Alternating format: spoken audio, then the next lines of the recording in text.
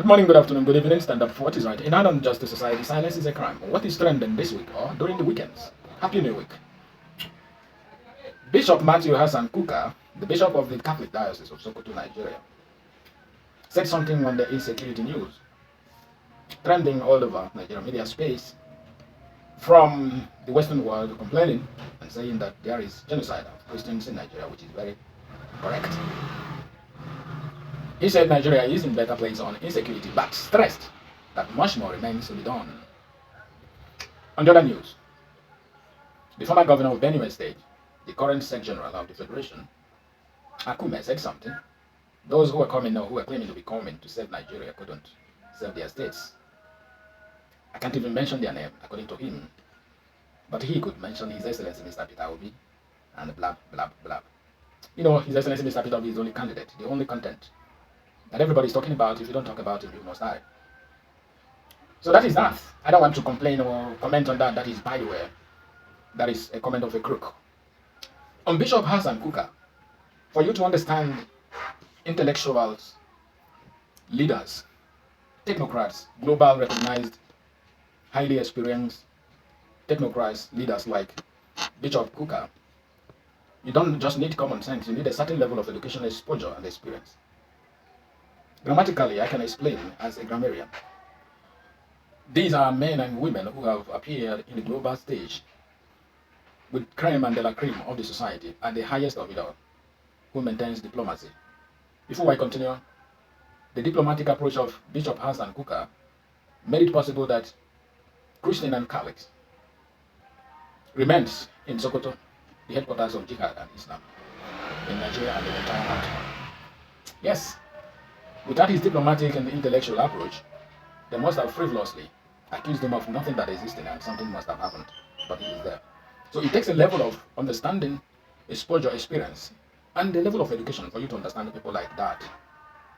Just like Dr. Ngozi Okonjo-Iweala, the current Director General of World Trade Organization. I will come to that. He said, insecurity is in better place, but stress that much more need to be done.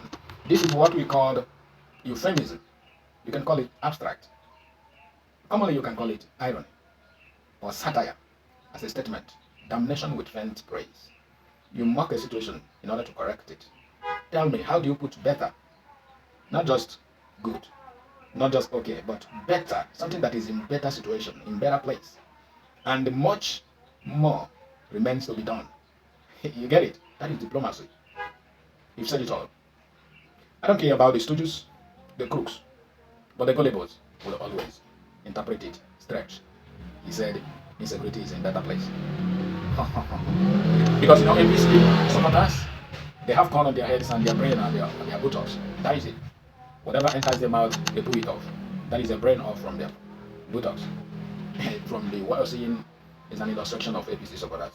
But for the crooks, you know, when you're crook, you are educated, but you turn facts and figures. You twist them to suit your narrative, a stooge like Irene Omokiri and Femi Fani Kayode and the rest of their lives. This is how an intellectual speaks.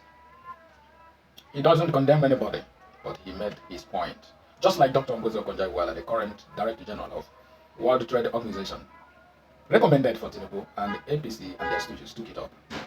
All they could say, all they could clap, all they could yell is that the Director General, the former Finance Minister, said that Tinubu's economic reforms are in the right direction and the economy is stabilizing.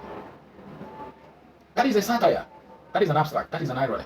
That is a damnation. It's a damnation with faint praise. You're mocking a situation in order to correct it. Now, as a grammarian, and every other grammarian who understands syntax, semantics, the meaning of words, statements, figures, can interpret it as A, B, C, D. Not the crooks like Reno Mokiri who come and twist it for the gullibles.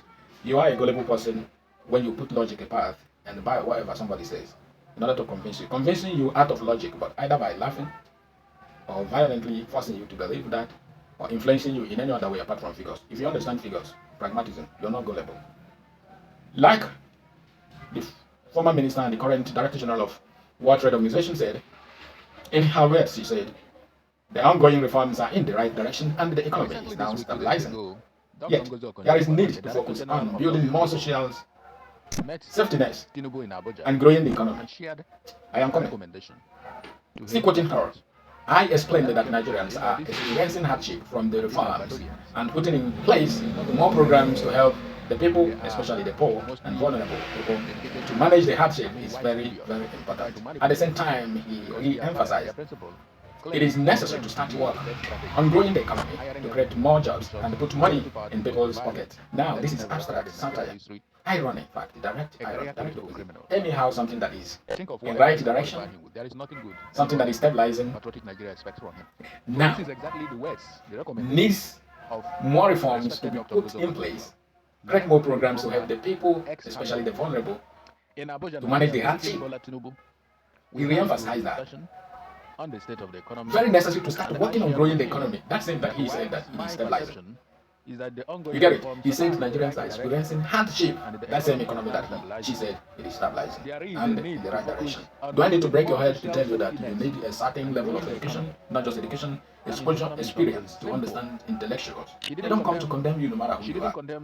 They put you where you belong, what you're doing.